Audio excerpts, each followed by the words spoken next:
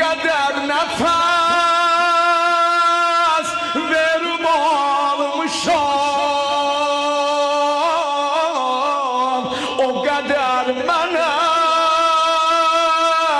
yetişimlikəm. Haya namusa firet etmişəm, mənimlə bəla olub həm qədər. Bu cahanda din cələ bilmədim, gedirəm o qəbr gedin cələ.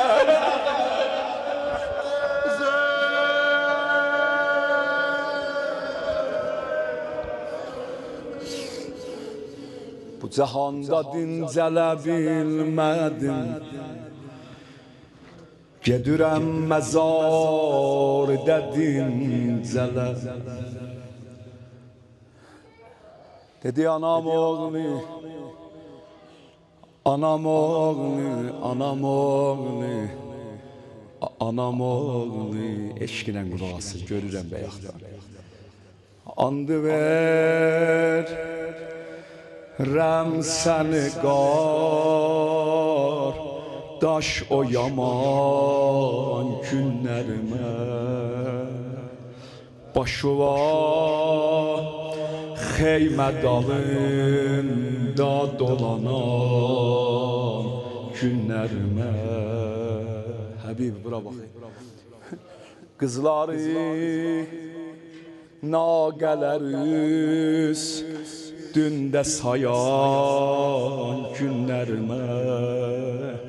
Cismi ür yanıvmək təldə tapan günlərimə. Qatilün qollarıma qəm çığıran günlərimə. Belə andisir nəyə görə?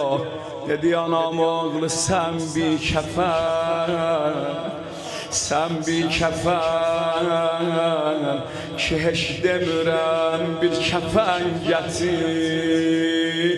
Qardaş adamsızam özümü tez mənə yetir.